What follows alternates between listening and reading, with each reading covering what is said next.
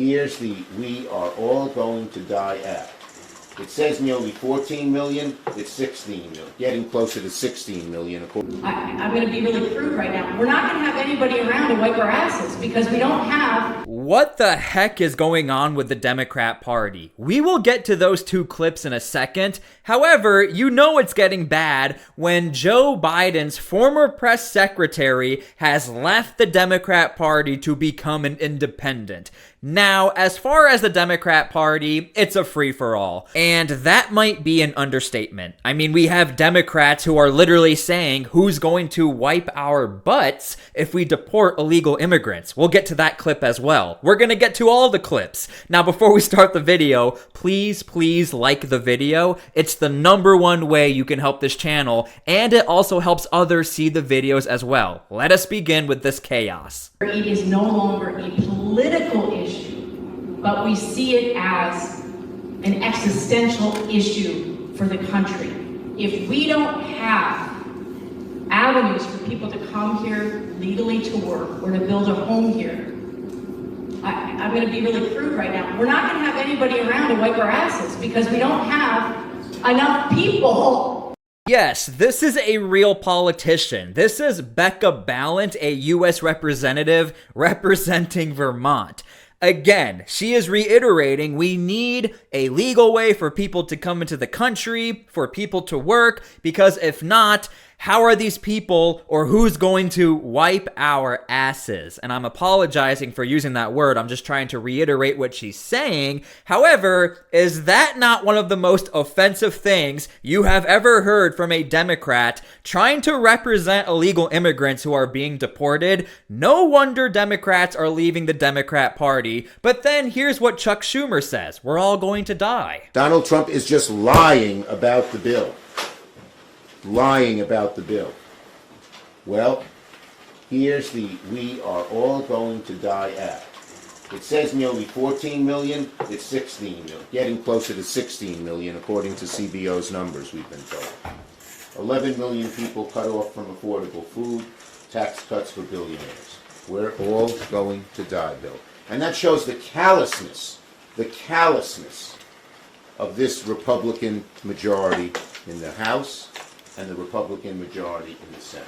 This is 100% a real video. This is not AI. Chuck Schumer actually put this out. And I'll be honest with you, from a Democrat perspective, it's rather clever. However, it's also very misleading, and it's really a desperate attempt to try and make the Trump administration look terrible. One thing I will say is this. Right now, Elon Musk, he is sort of turning or calling out Republicans for trying to fix the big, beautiful bill. And even Donald Trump, it's being reported, he's a little confused, or some might say upset, as to why Elon Musk is saying what he's saying. However, Republicans do need to figure out what they're going to do with the new bill. However, this is just embarrassing. Every single ICE agent who's engaged in this aggressive overreach and are trying to hide their identities from the American people will be unsuccessful in doing that. This is America.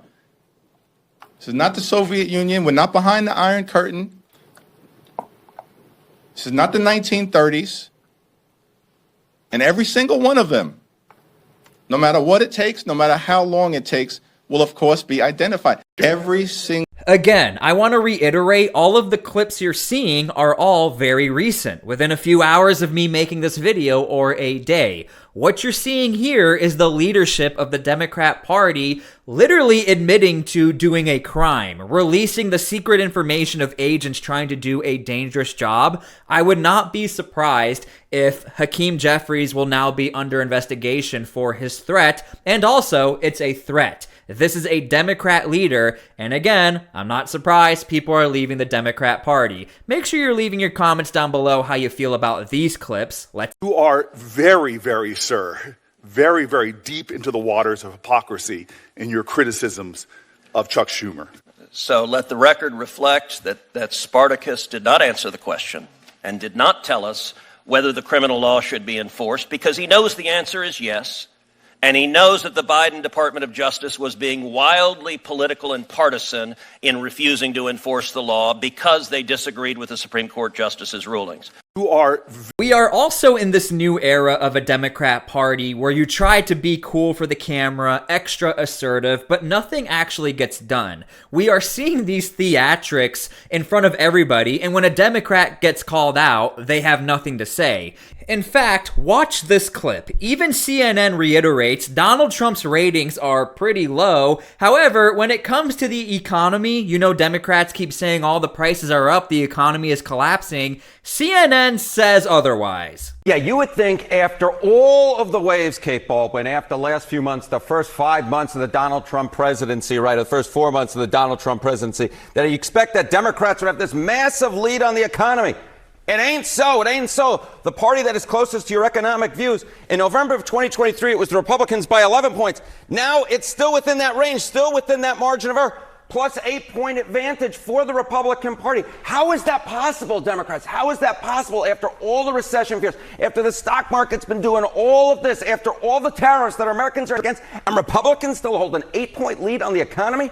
Are you kidding me? This is new CNN polling. Yes. How is that, when we look for trends, how is that trending with other data that you're pulling in? Yeah, if it was just this one CNN poll, that would be one thing. But take a look at Reuters Ipsos. What do we see here? Party with a better economic plan. Well, in May of 2024, just before Donald Trump was reelected president, Republicans had a 9-point advantage. Look at where we are now in May of 2025. The advantage actually went up by 3 points. Now Republicans have a 12-point advantage when it comes to the party with a better economic plan. And again, this is after months of supposed economic uncertainty in which the stock market's been going bonkers, in which the tariff wars that Americans are against have been going on. And yet, despite all of that, the Democrats are down by 12 points on the economy. This speaks to Democratic problems on the economy better than basically anything that you could possibly look at. The Republicans still hold an advantage on the all-important key issue of the day, and that is the reason why, even if Donald Trump's approval ratings are a little bit lower than they used to be, Republicans are not out of the ballgame because they still have a clear advantage on the economy, whether you look at CNN's polls or whether you look at the Ipsos poll right here, in which they have a 12-point advantage on the economy. Now look, generally speaking, Democrats are talking to the number one population or economic class that will support Democrats, the middle class of America, but it turns out even the middle class doesn't consider the Democrat Party the middle class party anymore. This clip is going to shock you. And also in the CNN data, it does show that Republicans are gaining ground in an area that is key relating to all of this, which is when it comes to the middle class. Yeah. You know, historically speaking, which is the party of the middle class has been a huge advantage for Democrats. I have polling from NBC going all the way back since 1989 when Democrats had a 23-point advantage. 2016, a 17-point advantage. But by this decade, we already started seeing declines back in 2022 where you saw that Democrats led, but only by 4 points, well within the margin of error. And now in our latest CNN poll among registered voters, which is the party of the middle class, it is tied. This, I think, speaks to Democratic ills more than anything else. They have traditionally been the party of the middle class. No more. Donald Trump and the Republican Party have taken that mantle away, and now a key advantage for Democrats historically has gone adios amigos, and now there is no party that is the party of the middle class. Republicans have completely closed the gap, Kate. So I think it's safe to say this is why we are seeing all these bizarre and random clips. Again, these clips are popping up left and right. You just gotta sort of find them, which is why I'm here. Again, make sure you guys are please liking the video. It helps out a ton so you can keep seeing the new videos and it helps others see the videos as well. But let us continue because it doesn't end here. Well, I will tell you that in my 18 years here today, I never seen the demonstration of such vulgarity tonight, reaching the lowest level that I've ever seen in this chamber. When we're talking about books in libraries, that's one thing. You could just mention a book, a title of a book, maybe where they are, maybe they should look into their books, but to actually repeat the vulgarity that's in them on this floor is something that we should never hear. Who does that? I'm so taken aback, so offended. I wasn't raised like that. What you just heard was a state representative, a Democrat, who's upset with the content of a book that was just read inside of the chamber. Not that the book itself exists in a public library and school libraries, but that content was read inside of the chamber. Think about that, and you wonder why people and families have an issue with the Democrat Party.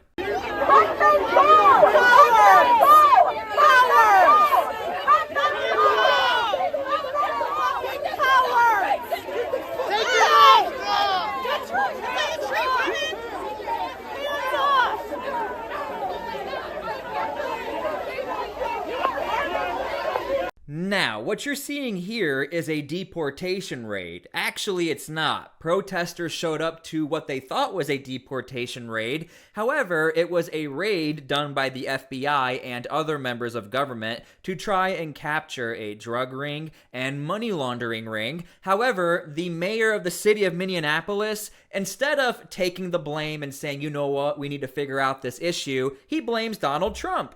First off, I understand the concern off the bat because I had many of the same concerns. Trump has created an environment of understandable fear, created an atmosphere where distrust isn't just the norm. In fact, sometimes it's appropriate. And so when I first learned about this federal action, which, by the way, was yesterday, I had several questions, and they're the same questions that a whole lot of members of our community had. Countering the kind of chaos and panic that is pushed out by Donald Trump with our own brand of chaos and panic. We shouldn't see the opposite of extremism to be the opposite extreme. Now let us move forward to this clip. This is a clip where someone on CNN is saying the family of the Boulder, Colorado terror attack, they might have a legal claim to claim asylum. The important part about due process is if someone has a basis to stay here, they have a legitimate claim for asylum that they're threatened, that's going to get evaluated by an independent fact finder. And that's how our immigration system should work. It should work based on the facts, based on the law. It shouldn't be targeting people in ways that are haphazard, in ways that deny due process, or in ways that are based on fear, not based on facts. But just, are you saying this is haphazard or based on fear? This is a procedure that's been used before, an expedited procedure. And the point is, they may have a claim for asylum. They may not. That'll get decided by the administrative process, and that's how it should work. Now, I know it feels like we're jumping everywhere, but that's sort of what's happening with the Democrat Party right now. This is a real representation of all of these clips and news stories coming out. I don't even know where to look, and if you are a Democrat who watches my videos, I don't understand how you feel comfortable in this party. To include, Karine Jean-Pierre, Biden's former press secretary, reveals she's left the Democratic Party. Now, here's the thing. She has a book coming out, which will be released in October. Will examine the 3 weeks that led to Biden's abandoning his bid for a second term and the betrayal of the Democrat Party that led to his decision. Now, a lot of people don't realize this. She has already come out and said Biden was betrayed and she was betrayed. And I'm well aware she has been caught on multiple occasions saying there's nothing wrong with Joe Biden, the border is not wide open. I'm not sticking up for her, but what I will say is she has already told us there are issues within the Democrat Party. It's just that the media cycle travels so fast, we forget about clips like this. Personally, I think what was the toughest thing to see in the 3 weeks was there was a disconnect for me. What was happening with leadership in the Democratic Party and how it was truly, as my former colleague, communications director Ben LeBolt said, it was a firing squad. And I had never seen anything like it before. I'd never seen a party do that in the way that they did. And it was hurtful and sad to see that happening. A firing squad around a person who I believe was a true patriot, a person who I believe did everything that he can for this country, a person who I believe, as I mentioned before, has done more in his in one term than most presidents had done in 2 terms, historical things. And I was shocked by what I was seeing. And Karine, just to clarify, these are other Democrats and Democratic leadership coming out against Biden. Yep, I had never seen anything like that. That was, if you're asking me, the thing that I saw in those 3 weeks, that was shocking. Shocking. And instead of coming together to really be unified and trying to figure out how do we save our democracy, how do we fight back, that's what I was seeing. And, you know, that's what we decided to do for 3 weeks. And, you know, it was truly, truly unfortunate. And I think it hurt us more than I think folks realized to have done that. Now, this clip came out a while ago. However, it was before the Jake Tapper book and any other books were released. However, we were informed right by her she was turned on, and so was Joe Biden. But we didn't know it was so bad. We didn't know that Barack Obama was not the biggest fan of Kamala Harris. We didn't know Kamala Harris was begging Joe Biden for him to endorse her. We didn't know the behind the scenes. So I'm actually really, really looking forward to this book because I want to hear the other side of the story. I know everybody else is throwing Joe Biden under the bus, but I want to hear what they have to say. Maybe the people who are trying to profit off of Joe Biden, all of these Democrats, are lying, so we want to get everyone's story. Either way, this is not good for anybody in the Democrat Party, but it doesn't matter now. She's an independent, so whatever she says, she can say, and we live in America, freedom of speech, right? Alright, so I hope you guys enjoyed this video. I'm sorry if it felt like a cluster and there were things everywhere. However, I felt like let's just make an old school type video. I used to make these type of videos where we're sort of chaotic, but this is the state of the Democrat Party. It is chaotic. Think of this as a piece of art where I decided to produce something that represented the Democrat Party, and I think I did a pretty accurate job. Let me know how you guys felt about this video. Thank you guys for being here. God bless, and we'll see you all later.